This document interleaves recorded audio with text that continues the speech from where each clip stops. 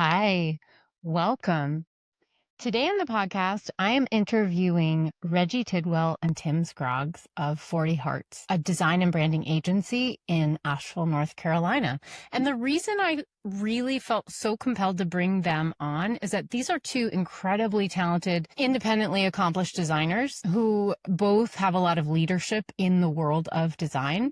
And I just wanted to bring them in to have a discussion about the design world, what's going on with the businesses they're working with, how AI is changing the world of business, of being a creative person.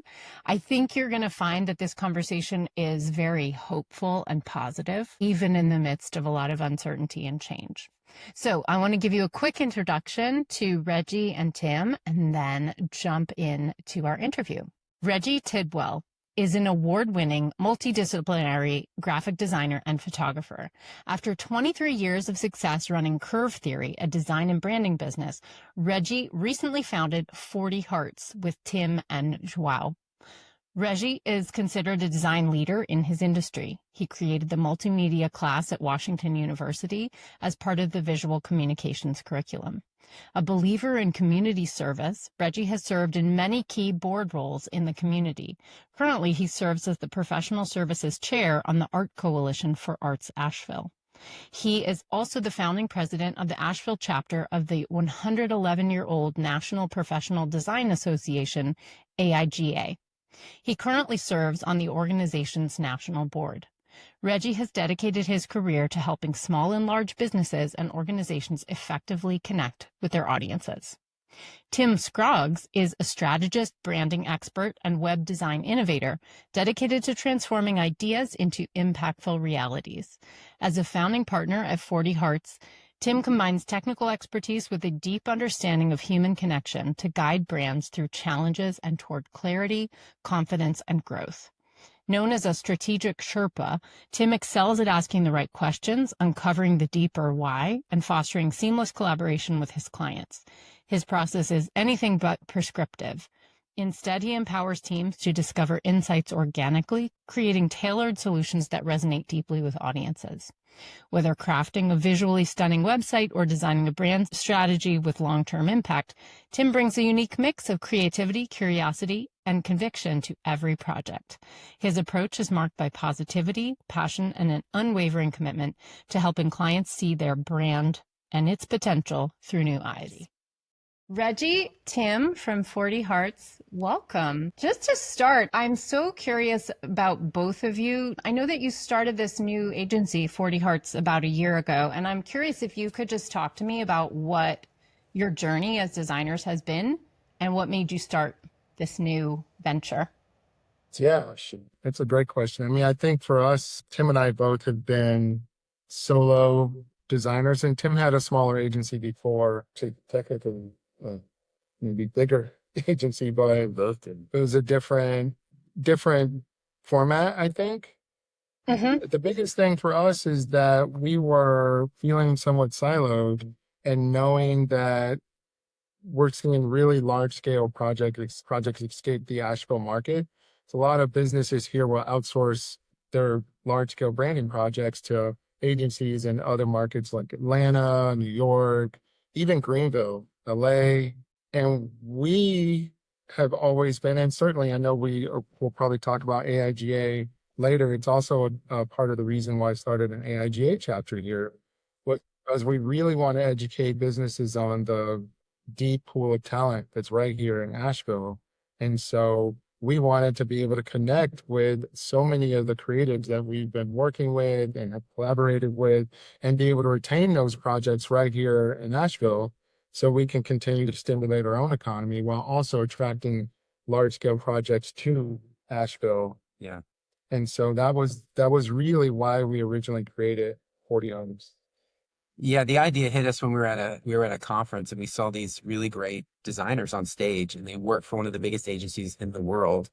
And down our row, our Asheville chapter for AIGA is sitting on this row, and every single one owns their own company, their own tiny company in a tiny city. And now we're in this big city, and we actually had one of the biggest groups in the conference. Yeah. So that to know how that is a conflicting idea, is that we're the biggest group, yet we all work individually. Interesting. And so Yeah. I had this feeling that we're working so hard by ourselves. What if we pulled together and pooled resources, pooled the connection, the creative synergies? What if the mastermind idea, what if all of this, what if we all came together and used an umbrella that we could all work together under to draw bigger clients into this region? Because they're going to come, you're not going to get Nike with a little tiny mom and pop shop in a little city in Asheville, North Carolina. Yeah. If we create a company of 40 hearts, Critical 40 mass. people, you'll get to critical mass where they look at that company and they say, this is the company for it. But they live in Asheville. Just check out their website. It's huge. And really at that scale, you're not doing that much more work than any other rebrand or brand. Yeah. You're just doing all the things, all the pieces, the website, all the marketing, but you just have a much different budget. Yeah. When you have a larger crew to work on. Right. For sure. It's like feeding the industry. It's pulling commerce, it's pulling capital into this area when a lot of those big projects never come here or look elsewhere when they are here. Yeah. Yeah. So that Yeah. was kind of the defining idea. And then when Reggie and I started our relationship as friends, we started working out together. And in the morning we would just talk about these ideas. And all of a sudden we're like, why don't we just do this?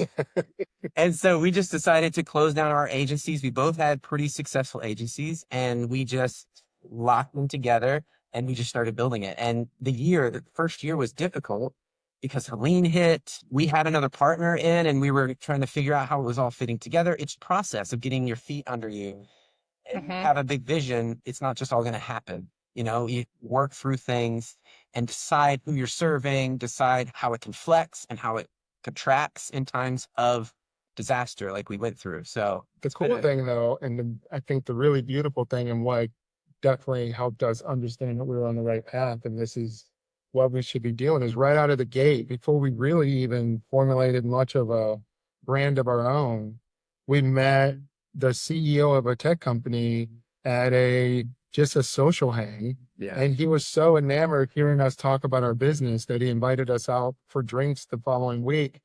And at that meeting, if you call it that, he said, we talked a little bit more and he said, here's the deal, guys. I have an 85-person tech company. We need a rebrand website. We need brand strategy. And I'm not going to shop around. I want to work with you guys. That's it. So right out of we didn't have a website really. We didn't have a website or anything. So right out of the gate, we landed a $150,000 project with a national tech company, and we were able to hire 2 local designers to build out our team and 2 local developers, all from Nashville. So we were able to do exactly what we said we wanted to do. And so that was like, well, this works. And the tricky That's beautiful. The tricky part is not defining it too much because when you have people coming together, creatives coming together, you can't say they're all branding or they're all illustrators or they're all photographers. Yeah. You have to leave enough room to let creators all work together and to even interchange how they work together. Yeah. And so we have reduced it down to creators of enduring value. That's what 40 Hearts is. We are creators of enduring value for the clients we work with, the companies we help build, and even internally with the culture we're building between creatives that work here together. I love that. I had a moment in my life where I worked at an interactive design agency in New York City, and it's really where like I cut my teeth on branding. And as an artist, I kind of thought I knew that stuff already, and I came to learn, oh no, I do not.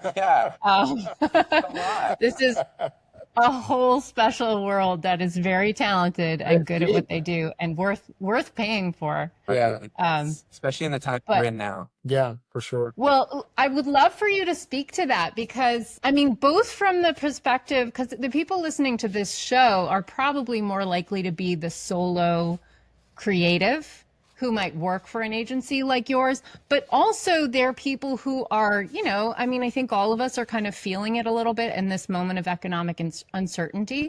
Like, how could branding help me stand out? What is the value of this right now in this world? So can you just speak kind of to both sides of that? I would say the positioning we're taking is we're a creative strategy firm.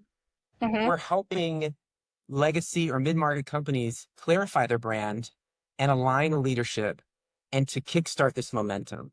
Because there is like this gears getting caught moment where everything's shifting and no one knows what's the right gear to put it in. Yeah. And so what we found in our history is that people come to us because they want something. In our past, we would just want to deliver. We would give them a proposal and just start the project. Mm-hmm. And at that point, once the project starts and the money is exchanged, then you start to get into strategy.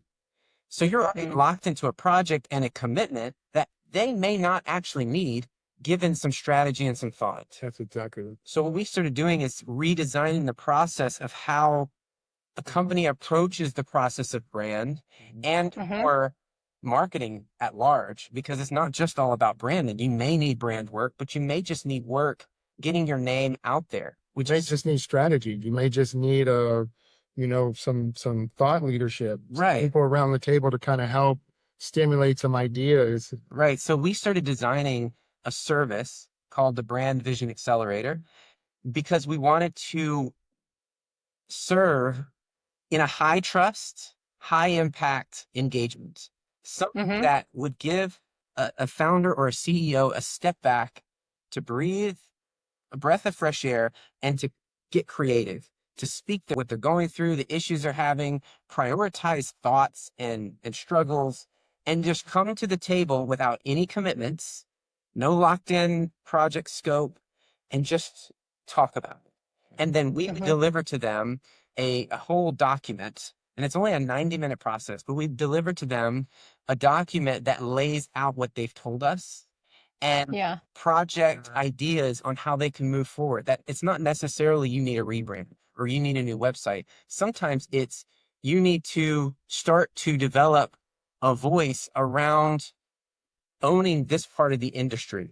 And that's more niche than just redoing your website. You may start a blog, or you may start some sort of a collaboration with someone else in the industry to develop that sense of leadership in the industry. But what they were wanting when they came to us, typically, because that's what they understand, is we want a new logo and brand, and we want a new website. And they think that's going to get them what they want. So as we begin with clarity, then it grows into a long-term brand evolution. So it's this opportunity to kind of take a step back, and instead of just doing the things we've done for years as a service-driven professional, we've really leaned into really helping our clients understand what they really need instead of coming to us telling us what. So we're using our expertise to say, look, you may not need to spend $200,000 on rebrand right now. You might be able to find some other big wins within some of the things that you already have in place. And there's so many ideas. Yeah. Like we want to come back to the table of idea generation, not just always trying to execute yourself into clarity, because that's costly. It's expensive to do this work. So when you do the work, you want to know the delivery at the other end, the goal you're going for, the vision you're trying to reach is headed that way at the fastest, most effective way possible. Efficient way. Yeah. And we even had a friend wanted to do a personal. She was like, "Can you do the Brand Vision Accelerator, but for me?" And so we just called it the Personal Vision Accelerator, and it worked beautifully. It worked beautifully. So it's a really special thing that we're excited. It reignited this person's passion for what they do. Right. That's so cool. I want to just pause and reflect, because personally as an artist, but also a lot of the people who listen to this show identify as artists and not as like kind of don't interact as much inside the business world as you both do. But something I see that's really beautiful and I recognize as like you having overcome a really big problem in the world of design is that like you're both at a point where you have the buy-in from the client, like you have the track record, you have the expertise, they see that in you, they know it.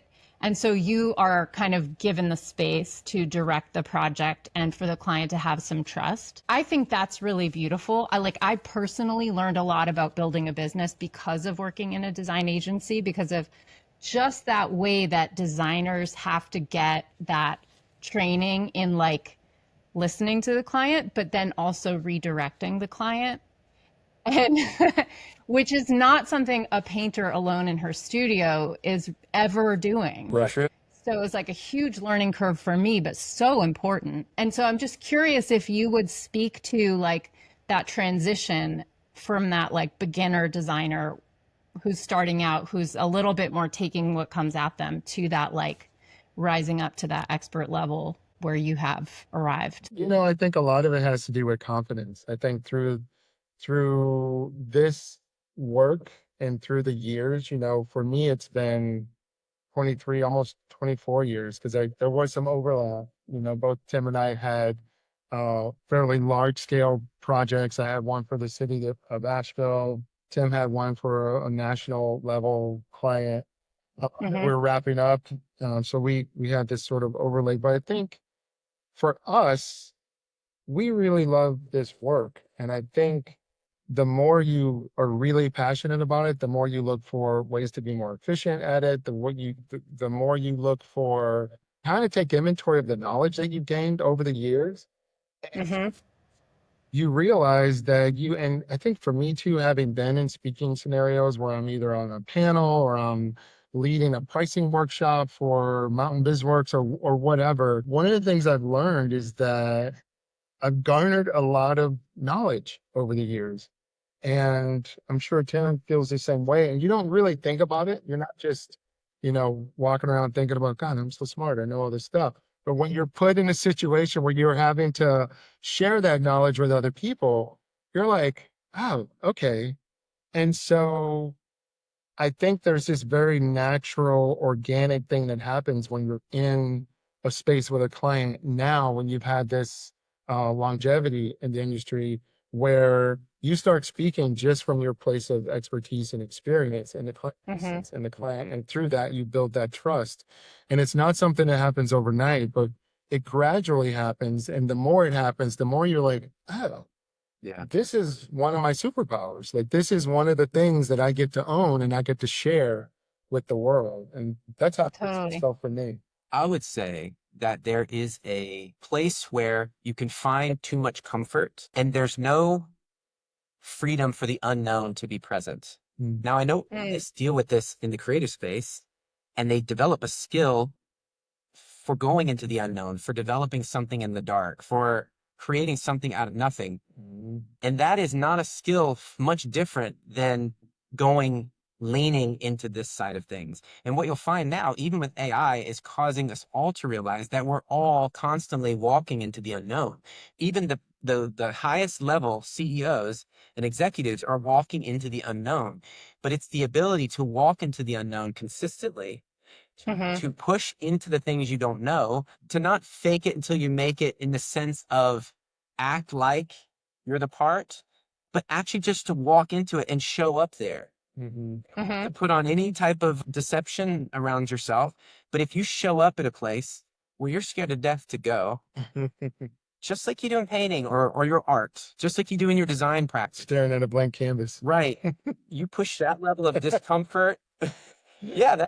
Now imagine the blank canvas is this other unknown world that you've never been in. It requires that same level of exploration and mystery, and it does not feel good. I would say that any level of any activity you can do, like cold plunging or talking to camera or speaking in networking events, things that push you outside of your Comfort. behind your computer comfort zone or behind in your art space comfort zone, starts to lean you into the things that are really happening. And the thing about business is it's all happening around us all the time. Yeah. Always happening, and we avoided it as creatives. Like, we're like, I just want to do my design, and you worry about the business. So many years. But especially for young businesses or small business is always happening around you. And to let yourself lean into that and maybe inspire yourself with a bit of that creative spirit that you took with you into your craft. And what you have with this tax thing, this is a creative venture into business that is lighting a fire and bringing people in on something that they have been left out of since the beginning of time. And now they're beginning to see it. Oh my gosh. And I can't tell you how awesome it feels awesome, especially like this thing of standing up in front of a group and teaching about taxes, I have this feeling of like, oh, I'm just a lady who does a little bit of taxes for artists. And then to realize as people ask me questions like, oh yeah, I totally understand what it is like to have that confusion, because I also have had that confusion. Right. It does. But so I'm really curious. Just I have one little commentary that like standing in front of a blank canvas. I want to tell you how extreme that is for me right now, because not to be a downer, but I lost my studio in Hurricane Helene, and 20 years of work, my whole archive. Started hit. And so I'm standing in front of a blank studio. I It's love the ultimate blank. Yeah. Wow. It is really scary. So, and No, no. I'm in the wilderness. I have no answers for you on that at the moment. But just tagging that, like, I get the feeling very, very much. Yeah. It's an uncomfortable feeling, but also one that can be some excitement, some hope and inspiration, because you get to chart your path. You get this sort of reset, so to speak. A force Yeah. that It's on its way. Yeah, force. A forced reset. Yes, it's the like I- you what you need. Yeah. You may not like it, but it gives you what you need. And you get to build it up differently from your experiences of like, what didn't I like before? How do I get to do this now? Totally. Well, I definitely find myself really attracted to trying things I haven't tried before and not going back to what I was doing. Because first of all, I don't have any of those materials anymore. Like my tools are gone.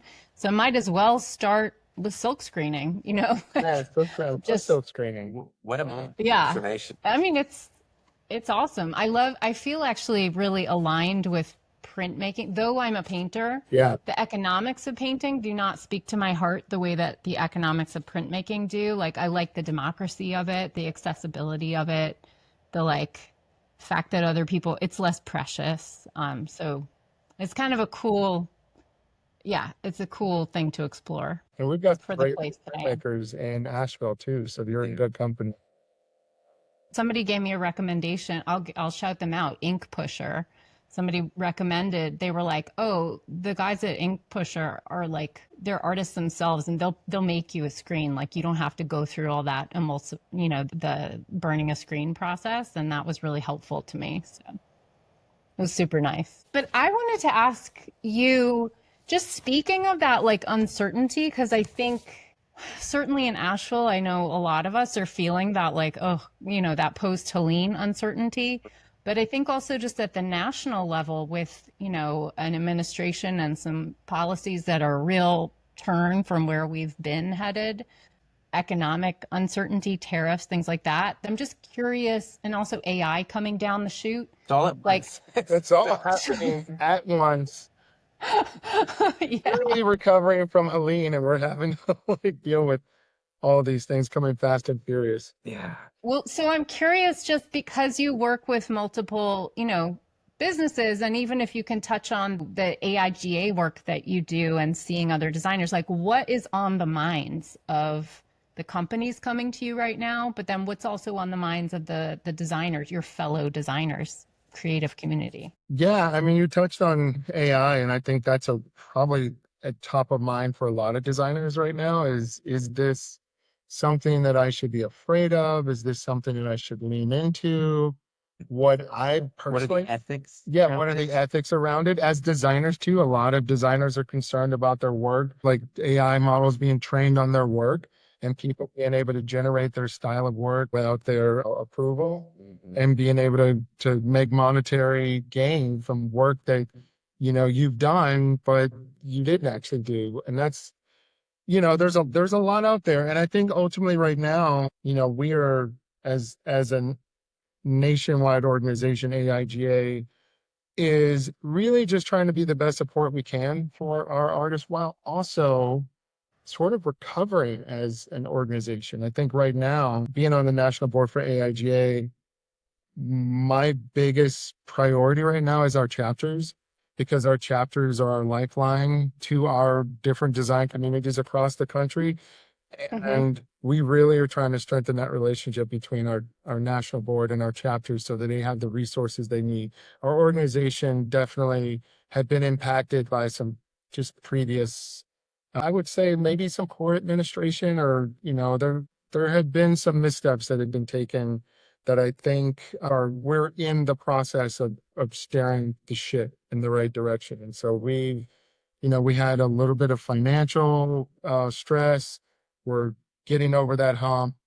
But the most important thing that I am trying to continue to lean into is just making sure that our designers, who are, of course, artists in all the different communities across the country, have the resources they need to continue being a resource for all the local designers in those different markets. So we currently, I don't know the numbers, but there at one point we had 75 chapters. I think we're down a lot. And when I think of that, when I think of the chapters that have closed, I think of those communities not having a really solid resource in a time that we really need it, when there's so much uncertainty. And that's what AIGA has always been to me. It's the beacon of what you should be doing, shared knowledge, shared resources, ways to get inspiration and reinforcement. And so I'm just trying to make sure that we have that across our country. Will you tell me just a little, like for those who are listening who are, studio artists who don't know what AIGA does, can you just talk a little bit to like what a designer gets out of being a member of it? And it's not just designers. I mean, AIGA is what used to stand for the American Institute of Graphic Artists, or Graphic Arts. The acronym got dissolved quite a while ago, and now it's just AIGA, the Professional Association of Design. And what I would say AIGA it is for people who are designers, illustrators, even copywriters, artists. Lots of artists are in AIGA as well as people that are just, I would say, enthusiasts, design enthusiasts, people that love the profession of design.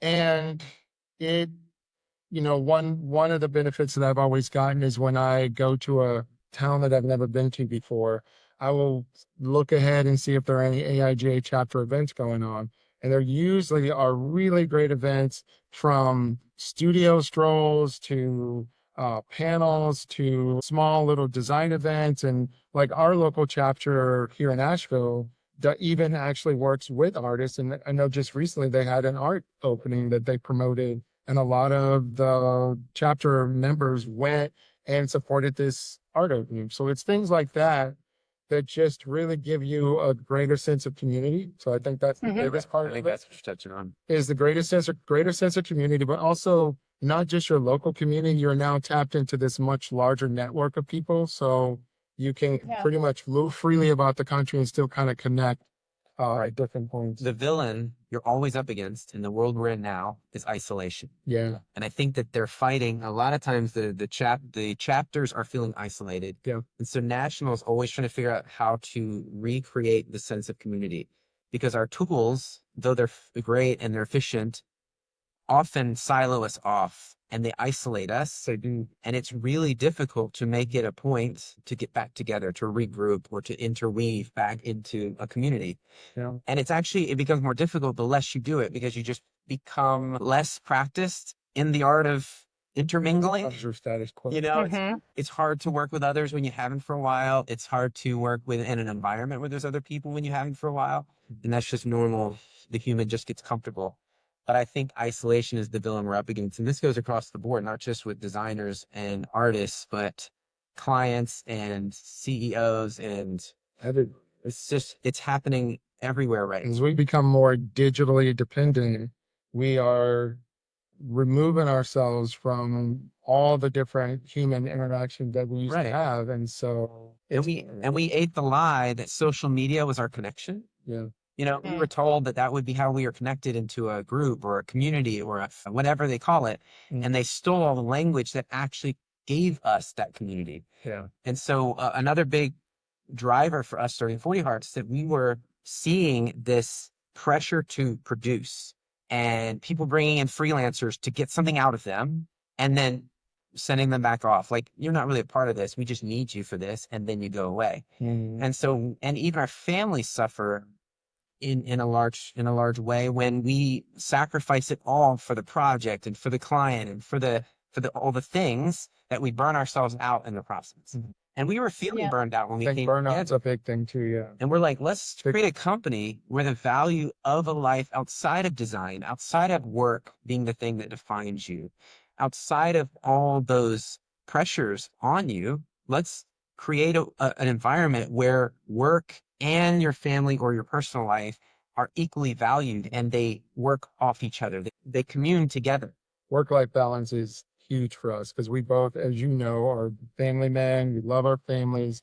And there's the best way to carve out more time for them is to be able to be really efficient here and have a lot of fun and spread the work around so we're not the, late night warriors trying to knock out a deadline by ourselves. Right. My wife's family say many hands make light work. Yeah, that's exactly right. And I will say there is another hustle culture coming on our heels right now.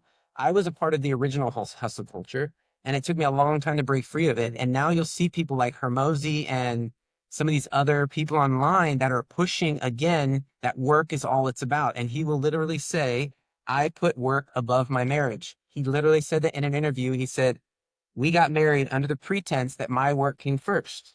I heard him say it with his own mouth, and I started to see trends always come back. It's like you wear bell bottoms and then they go out of style for 20 years and then you're wearing bell bottoms again. But I have trouble wearing them. Kendrick Lamar brought Trends bottoms back in the Super Bowl. I mean, he can bring back anything. But in the regards of where we're going as a culture is we're now trying to make ourselves valuable by the work we produce because we can't find value in being with people because we're isolated. So the more we produce, the more we put out there in content, in writing, in work like design or art, that's what defines our value instead of intrinsic value being inside of us. And so we work our asses off to get there. Yeah. And we don't feel valuable until we get there. And so we work harder and harder. And then there are people coming online now who are revalidating this and pushing it. And so I think the trend is starting to turn to where it's almost a good thing to be a workaholic. Yeah. Interesting. Well, actually, this brings up another kind of a thread. Tim, I was looking at your LinkedIn profile recently, and you had this really beautiful post about talking to clients about AI. Right. And I've been having a lot of conversations with friends, and actually a friend of mine is getting a PhD and doing it on AI's role in higher education. Yeah. And so we're having these conversations about what does it actually mean to be human right now? And what is it to make art right now? I mean, I certainly have thoughts on that. I certainly feel that to make art is to be human, and there is no artificial competition for that because a computer cannot feel or experience or be human. So I don't feel threatened in that way. But I'm curious about your thoughts about like being a human and interacting with AI in that sense. Right. It's like the only thing anyone can talk about. You get into this conversation. Everyone you talk to, clients, friends, family, it is the thing. And we even put together this proposal for some capital we were raising, and they pushed back saying, how are you going to exist when AI comes in and takes over? So it's like, it can't be ignored. It has to be discussed. So we think about it in three ways. There's using it, there is leading with it, and there is being changed by it. These are like the three ways, and it's kind of like an external, internal, philosophical problem set. I don't know if you know Donald Miller's brand story. Story brand. He has a story brand. It's a brand. It's a company. He's developed the art of branding based on story. And now it's a thing. Everyone does it. But there was something very, very beautiful about the way he frames the problem, the customer's problem, and even I think the hero's problem.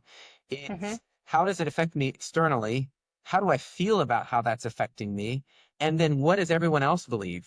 Like, what's the big thing that we're all working toward? So we have this conversation around using it. That's kind of on the outside, like we're doing our work. Can I use it here? Should I use it there? I feel bad for using it here. Am I authentic for using it here? Like there's all these questions and worries. And then there's, how do I lead with it? So as you lead a company being inundated with this and the expectations, how do you lead with it when you don't even really know what's happening? You're in the middle of trying to decide vision without having any specialization with what's coming against you or what's changing you. And so that's the internal problem. You feel like a fraud again. out Mhm. out of nowhere because you've been leading this company or you've been leading your own life in a lot of ways. And so now you're trying to lead your life now with this new world of AI.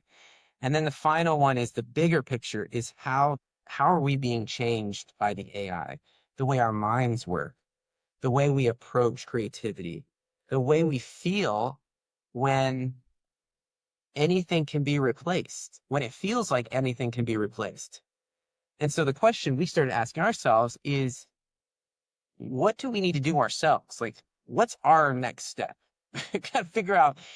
And really, we've answered that question saying the age old, and this is age old wisdom, know thyself. AI is the master of suggestion, the power of Mhm. influence.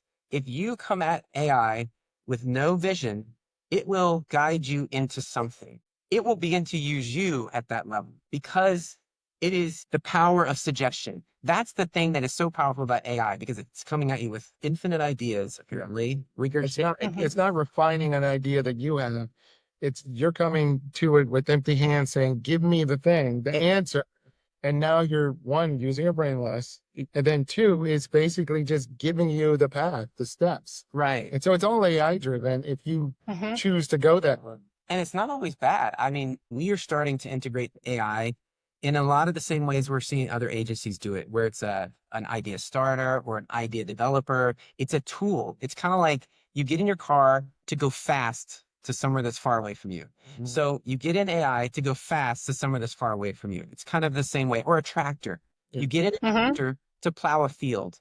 But then if you also let AI plant those seeds, it loses its soul.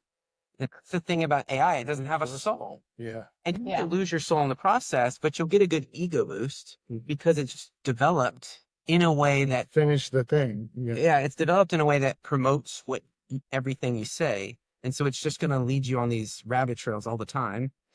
Mhm. So, so, so those are the three buckets. How do you use it? How do you lead with it? And how are you being changed by it? And it's in each of our hands. It's not something that someone can tell you what to do because we're all faced with such pressures in our lives, such pressures in family, and we all have access to it. Yeah. But we have money pressures, we have social pressures, we have all the things. And when I first started using it months and months ago, I started using it while I was traveling. I was in Japan and I was away from Reggie. Even before then. But when I really started to Yeah. try and figure out how is this thing. So How do you incorporate it? I'm even kind of a late personal user of it, even though I was, talking and we were digging into it. I just never wanted to use it myself. So when I started getting into it, it became this place of like a back and forth, like a mirror. Like you say something and then you get feedback and then you feedback. It's like a loop, a nice feedback loop, which is cool. But in the end, if you don't know yourself, it's all for nothing. Yeah.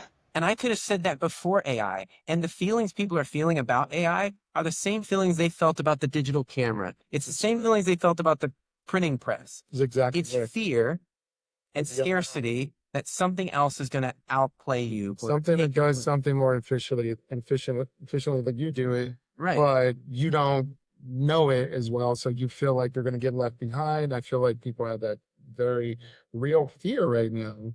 And I think the best thing you can do at a time like this is learn to understand it and use it, like Tim said, as a tool. It's a tool. It's a tool. Just like Don't make it more than it is. Yeah. It's a tool. It's a tool. Like Tim said, digital camera world, all those film photographers that thought film would never, like digital cameras would never catch up. They would never be good enough. So they decided not to go that route. And then by the time digital cameras caught up and became industry standard, and you had to be able to like shoot and turn around stuff faster, but you couldn't. You had to take your negatives and develop them and then develop on like the process was so laborious that it just was no longer efficient enough for these professionals to stay in it. And I think AI is exactly like that. Yeah. Use it, understand it, don't let it become your soul because it has no soul itself. Let it become a tool like anything else that helps embellish your already given talents. Yeah. So Yeah. yeah. And the question we asked ourselves was, what do we need to feel again to help others through this shit. Oh yeah. And the feeling there is your intuition. It's a unique quality you have in this world, and you're the only one that has it. Yeah. Each person has this unique intuition path that they can feel their way through in a way no one else can. Not even AI. And if you lose that, if you lose track of what that is, then you're just the monkey in the circus doing whatever the circus master's guiding you to do. Right. And you end up just losing yourself along the way in a very real way, outwardly. Actually, very scary. A scary way, because you've lost the spark and the soul and intuition you have built in you. And it's hard to get that back. It's hard to get that back. Just like burnout. Once you get burnout, it's really hard to come back from it. Agreed. Lose that intuition and that ability to Yeah. naturally navigate the world with that intuition. Yeah. Hard thing to get back. Yeah. I think this speaks in a way to the idea of like mission and brand and why that is so powerful. Like in a sense, I mean, I'll just use myself as a personal example. Like I have a pretty strong voice at Sunlight Tax, and in fact, like I have a book coming out, and my editor has described me as voicey. Boy, And I like that. I love voice. Value. but I was like, actually, that's great. Like, I like having a writing style that is a style and it is like clear. I actually have not been very attracted to using AI as much of a writing tool, partly because contractually with my book deal, I have to disclose any use at all, and it seems a little exhausting. But I also just like, I want to write the book with my brain. Yeah. I want to be thinking through the issues, and I actually value that process. And so that was really important to me to really do it myself. That probably 20 years from now, if somebody hears this interview, that might sound antiquated, but that was important to me. I think so, because know I think thyself, that age. right? Know thyself has been wisdom for hundreds of years. Yeah. And when Yeah. you work and write and think and process in your own mind, you begin to know yourself. Yeah, and I think our brains are incredibly powerful. Super. And being able to position yourself in the shoes of someone you know and love, like really well, I think that is a human to human thing that, I don't know, you might tell me I'm wrong, No. but I don't think that a computer can do that. I don't want to be reading content that's all AI generated. The more novelists that are using AI to create their novels, and like I can just talk to AI and tell it to write a novel for me if that's the case. I want to hear what the writer, whether it's a fictional novel or it's nonfiction, they're telling me about something they personally experienced. Yeah. Like Yeah. that's where the magic is. That's where the goal is. That is where you feel. I'm wrapping up a book right now. I think that you guys may have read in your book club at some point, that you can just feel this writer's voice in the book. It's called A Hell of a Book by Jason Mott. I don't know if you read that one, but it's such a great book, and it's so undeniably human. Mm-hmm. And it's something, when I read it, when I'm reading those words, I'm like, AI could never emulate this. It is so, like, you just can't know this. Like, the things that he's talking about are obviously from personal experiences as a Black man growing up in a Black neighborhood in a Black family. Like, they're just not something that you're gonna speak to. And it jumps off the page at me as like, this is real and tangible. And so I'm really dreading a day where we may have so much AI written content on bookshelves. It's going to happen. But you'll see humans throw it off. Like this has happened time and time again, where humans revolt against perfection. Yeah. It happened in hair metal. Hair metal bands were all the rage just before grunge hit the scene. Yeah. So you had all this, and they were good. Like hair metal is some of the best music ever created. Even comparing it to like the masters, the level of singing, level of orchestration, the big hair. But people were tired of it because it became a formula. It was so perfected that people wanted raw, real. Let me relate to you, which is why grunge was able to totally. And Nirvana and Pearl Jam came in and blew the doors off, and then music took an entire transformation. And so you can even see it on LinkedIn now. People are starting to revolt against perfection in writing. I totally hear that. Right. One of my favorite examples in history is like the words fine, even from the word like the phrase fine art, but or like fine quality textile or fine china. That like fineness of finish used to be what was valued because everything used to be made by hand. Yeah. And then the Industrial Revolution happened and we had, the cotton gin and we could make textiles that instead of being homemade and homespun, now being fine and regular was like easy to come by. Right. Yeah. And what has happened? Where is luxury now? So the height of luxury used to be the finest The silks, finest silk. and fine meant skinny and thin and incredibly tightly woven and perfect. And now the sign of luxury is you want like chunky like lumpy textile. You can tell it's handmade. Yeah. That's luxury now. That's actually right. I mean, It's the revolt. It's the machine versus the hand. The human. Yeah. totally. I think it's that intuitive connectedness that we want to feel and that we need to have to live in a healthy place. Yeah. And to be connected even to something someone made with their hands is a level of that connectedness. So what we tell people that we work with in branding and what you said with mission and values and how a brand is structured, it's very, very like this experience because the brand needs a soul as well, or else it's just going to kind of do whatever people tell it to do. And you've seen this. Gap totally. rebranded and all hell broke loose and they changed right back. It was like a day and they changed back.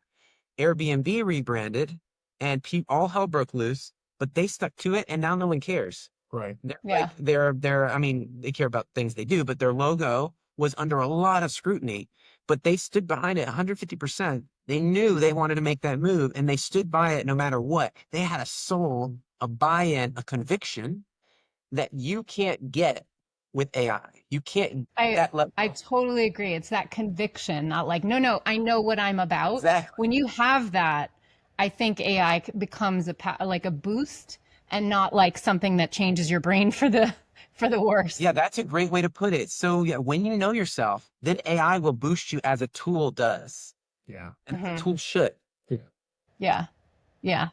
I think Totally. we're really navigating back more to those human experiences, those things that are tangible, things that, like, I think there's, to both of your points, like there's this revolt of things that are too perfect. Like we need imperfection. We don't want perfection to be the enemy of good. We want things that feel like they were crafted by human hands, whether it's writing, whether it's even one of our products, actually, Big Rally, is getting people back to the human connection. We take company leaders, CEOs, and bring them to Asheville and give them a seat at a table where they are surrounded by, thought leaders and divergent thinkers that really help them get through a challenging point with their businesses. And it's all about being tangible and being in a place together. Humanly, it's not done over Zoom. We wouldn't do it over Zoom. And I think there's a value. And right, it is that human connection again, always coming back to that. But I want everyone to know this listening. It's not like what we're saying is going to be immediately prevalent tomorrow. I think we're about probably a year and a half to 2 years ahead of this in thinking it's going to get better. It's going to get better at being raw art. Yeah. It will get better and better, but don't lose your sense of self.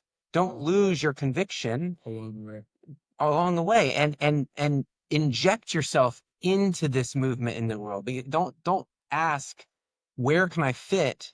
You be and fit. Just fit. That's what I love about it. I always bring the Nirvana Grunge thing because my manager, previously before design, I was in music. He was a rock star. I had a band and we did play around Asheville a lot, but our manager was the first person to ever play the band Pearl Jam. They played Jeremy in Charleston and all hell broke loose on the record label side. The record label called him and we're cursing him out. They said, we don't know where to put this music. We have no intention of releasing it. We don't know what to do with it. Why'd you play it? Why'd you play it? And then 6 months later, they were sending him a gold record. Yeah, I love that. And because they didn't know where to put it, But grunge made a new genre. That's the beauty of brand and design, is that you can make a new industry. And You can create a new space to fit in. It doesn't have to always, like, we're all like, everyone's like, I'm so data driven, or we need to be so data driven. Data and AI can only regurgitate what it knows. Yeah. It can't formulate new exactly. Yeah. generated Totally. ideas. Yeah. And so when grunge inserted itself into the musical genre as a new genre, all of a sudden everyone's like, oh, we can do it that way. And that was what that manager did. He fit it. He Like, you know what? I like this. I love I'm it. gonna just put it there, and the people. And think of how close is the word brand and band? I love that. And what is the most important thing now with brands are fans. So it's basically brands are bands playing on a stage for people to hear, for people to follow. That's true. So it's a very similar environment that we're in. And I think I personally think it's exciting because Right. in the face of adversity, you start to see, and with the current social issues happening in our country, in that face of adversity, you start to see the real guts of a person, the real fiber start to be revealed, and all the bullshit starts to fall off. Yeah. And that is something that is valuable. All the stuff, Authenticity. right? And Yeah. you start to see that across the board in all industries and in all types of art and all types of design. And you start to see things just get pulled away, things that can't stand that test of time or that test of whatever Totally. is coming out. So it's exciting. Well, one of the things that makes me excited, and it's a theory that I have, I am the poster child for liberal arts, humanities driven education. Me too. I went to you and love it. I'm an art history major who then went on to an MFA and became an accountant because I was able to like do a new thing because I learned how to learn. But I think, there's been so much focus, like we're all parents here, and there's so much focus on the STEM fields in the last decade, 2 decades, to the exclusion of the humanities. I mean, literally, this old, no longer running show called Car Talk used to have a joke about Department of Unemployment was run by art majors. And here I am with my double art degree. Like, Master of Arts. I actually think we might own the future because what's AI's role in the humanities? Humanities, like, look at the core of that word there. It's the ones that are about being human. And I think we're going to need to insert that back into STEM. Like the people, who are really suffering right now, when you do stuff that is repeatable, machine-like, well, machines are always going to be better than a human. So I feel like it's time to cultivate what is human, because that's the part that cannot be taken away. That's beautiful, Hannah. That's a really, really cool theory. I think it's spot on. Like I think so. I hope I'm right. went to liberal arts school, and I treasure that part of my education more than anything else because it teaches you how to pull things together, disparate parts, and how it all starts to make one picture, like puzzle pieces. And I don't know that you can get that if you just learn a narrow-minded, just do this. Like STEM sometimes puts people on that really narrow path. Yeah. And even in the, like in the experience with Oppenheimer, when they were developing in such a vacuum that it ended up having a massive, treacherous impact. I mean, it was, who knows what would happen if they hadn't created the atomic bomb.